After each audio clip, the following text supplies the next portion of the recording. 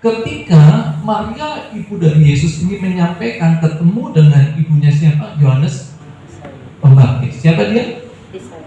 Ya. Kemudian Maria ini mengucapkan apa? Shalom. Nah, waktu shalom apa yang terjadi? Anak yang di dalam kandungan itu apa? Menari, bergerak istilahnya ya. Bergerak istilahnya. Dia bergerak. Kenapa dia bergerak? Dipenuhi oleh Roh Kudus. Nah, kata ini sangat bermakna, sangat dalam. Sampai Ibu Yesus atau Maria ini mengucapkan kata itu hanya ketika di depan pintu saja, belum masuk ya. Di depan pintu saja sudah ada kuasa yang mengalir. Bayangkan, hebat tak kata itu? Hebat tak? Hebat. Rumah ini kemegahannya akan melebihi dari apa itu? Perhatikan buku yang kita pegang. Ayo. Adapun rumah ini kemegahannya akan apa? Melebihi dari kemegahan yang semula. Nah, mari kita baca dengan baik, kita perhatikan dengan baik, kita simak dengan baik agar kita paham. Bikin awal di dalam perjanjian lama, tetapi mendekati akhir ya dari perjanjian lama. Ini nabi kecil ya. Nah, Hagai, sedikit saya jelaskan sedikit. Hagai ini diperintah Tuhan untuk membangun bait Tuhan ya. Nah, ternyata di Hagai 2 itu muncul di dalam firman yang kita baca tadi ayat 10, adapun rumah ini melebihi daripada kemegahannya yang melebihi daripada kemegahan yang semula. Coba disimak, diresapi, dan dipahami. Saya terjemahkan ini. Oke, kalau nggak tahu saya jelaskan. Pertama kali Tuhan hadir di zaman siapa? Ini apa ini? Tuhan hadir di mana ini? Yang dipikul itu apa? Tabut perjanjian. Di zaman Musa Tuhan hadir di mana? Tabut. Saat tabut ini dibawa melewati laut mati terbelah, betul ya? Saat dia menyeberangi sungai Yordan, saat dia merobohkan tembok Yeriko, diroboh. Karena apa? Ada nah? Tuhan hadirnya di mana? 3. Halaman, ruang kudus, baru ruang. Tuhan hadirnya di mana? Ruang maha seperti sesuai yang ada di tabut. Tuhan membangun lo, meminta Salomo bangun itu, dibangun lo. Amin. Makanya Tuhan hadir di tembok yang yaitu di bait Allah. Tapi akhirnya roboh juga. Kembali nggak ketika baitnya ini roboh? Pengen nggak? Dibangun di mana? Di mana? Kata Yesus apa? Dalam 3 hari aku akan bangun kembali. Dan yang dibangun itu siapa? Tuhan hadir di mana sekarang? Di dalam hidup manusia. Amin. Makanya di dalam Hagai itu nubuatan terjadi. Adapun rumah ini melebihi dari kemegahan yang semula. Yang semula di zaman Musa itu dipikul. Amin. Kemudian di zaman Salomo dibangun tembok gedung besar, tapi itu pun roboh. Tapi Tuhan bilang bahwa engkaulah bait Allah, yang berarti bangunan yang gedung itu tidak ada lagi, tapi bangunan di dalam hidup manusia. Itulah rumah Tuhan. Katakan amin. Amin. Coba bayangkan kalau bait Allah semua ada di seluruh bumi, besar enggak jadinya? Ini kita kan bait Allah. Amin. Betul tak?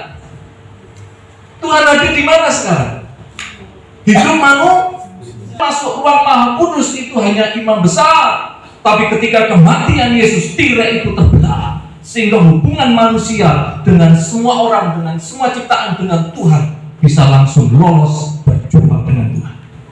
Katakan, hebat gak?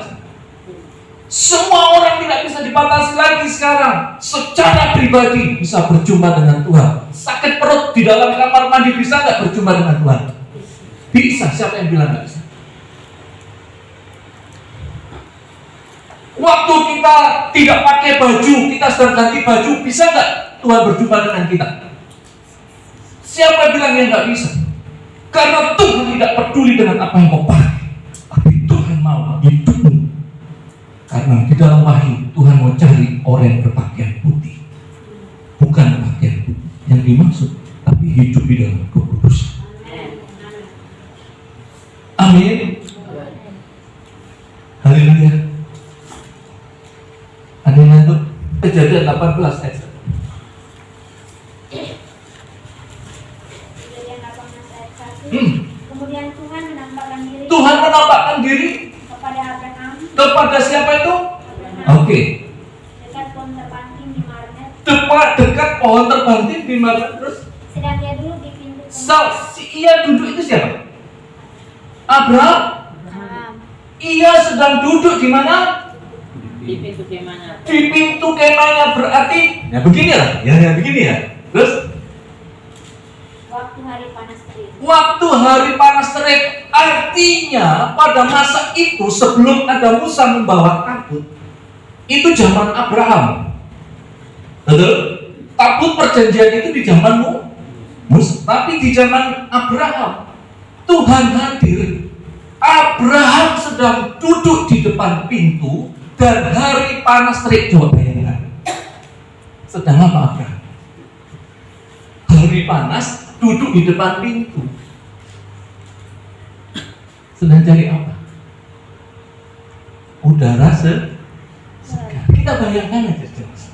Artinya pada masa Abraham Tuhan pun bisa hadir dimanapun. Amin. Haleluya. Bisa dimanapun. Kita sedang jalan, kita sedang lari, kita sedang apa, ketika kita berdoa, Tuhan pun bisa hadir. Amin. Kita sedang setir mobil pun, ketika kita panggil Tuhan, ketika mau kecelakaan, Tuhan pun bisa tolong. Haleluya. Apakah bisa dibatasi dengan semua yang kita lakukan? Kehadiran Tuhan? Tidak. Tidak pernah bisa dibatasi. Cuma tadi aku menyampaikan berpakaian itu etika saja. Tapi untuk urusan dengan Tuhan tidak pernah. Bermain secara etika, tapi kajian. Etika melakukan kebenaran dan jangan berbuat dosa. Selesai sudah. Gak ada yang lain. Apapun pakaianmu gak penting. Asal melakukan kebenaran dan jangan berbuat dosa. Itu baru menghormati Tuhan. Setuju nggak? Sekalipun kau berpakaian rapi tapi hatimu jahat, menghormati nggak? Menghormati nggak?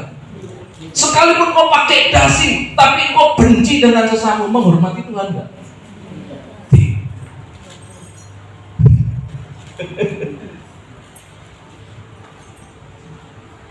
Wah, ini model baru nggak?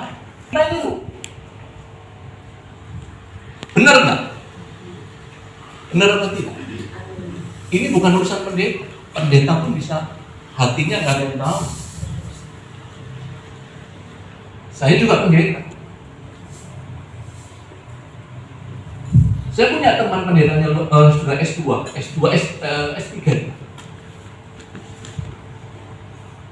Memang ditulis ayat 9 dan 10, mengasihi Tuhan itu yang pertama harus taat akan firman-Nya dan melakukan. Setuju? Setuju ya? Kalau taat pasti melakukan. Amin. Berarti apa yang pertama harus taat melakukan firman. Nah, saya tanya, siapa yang mengasihi Tuhan? Ada tangan. Tadi berani, sekarang nggak berani. Kalau berani berarti sudah mengatakan diri sudah berani melakukan Oke, angkat tangan. Siapa yang berani sudah mengasihi Tuhan? Ini baru satu. Nggak Gak ada yang berani sih. Mengasihi Tuhan itu yang pertama, harus taat melakukan firman dengan sungguh-sungguh. Kita berkata mengasihi Tuhan semua harus berarti nggak bisa ditolak. Yang pertama harus taat dan tunduk. Amin. Yang kedua, ini kata harus mengasihi siapa? Sesama. Terutama siapa? Diri sendiri. Terutama siapa lagi? Siapa? Kalau engkau mengasihi orang yang baik dengan dirimu, itu biasa.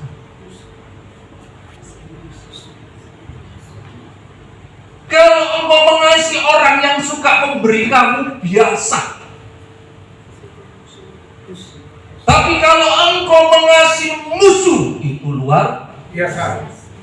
Luar biasa. Saya tanya, siapa yang biasa kita kasih? Musuh atau orang yang baik dengan kita?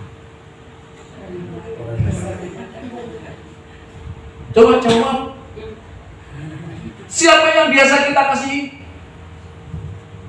Orang dunia gak percaya Yesus, itu yang dikasih pasti orang baik. Tapi Yesus datang, yang dikasih siapa? Siapa yang dikasih? Orang berdosa. Yang dicari siapa? Orang berdosa. Tapi kita siapa yang kita cari kalau di gereja? Orang baik. Kalau ada orang berdosa, apa yang kita lakukan?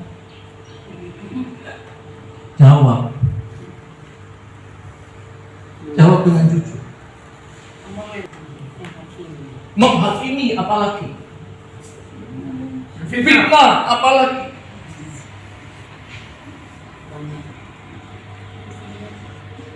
Apalagi?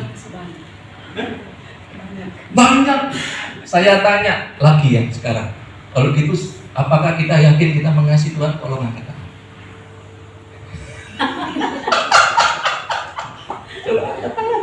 Berani. Sederhana Tuhan itu. Yang sulit siapa? Kita. Tuhan jangan di skenario. Tuhan jangan dibuat banyak aturan. Di zaman perjanjian lama sudah banyak aturan. Berjumpa dengan Tuhan harus potong korban, harus begini.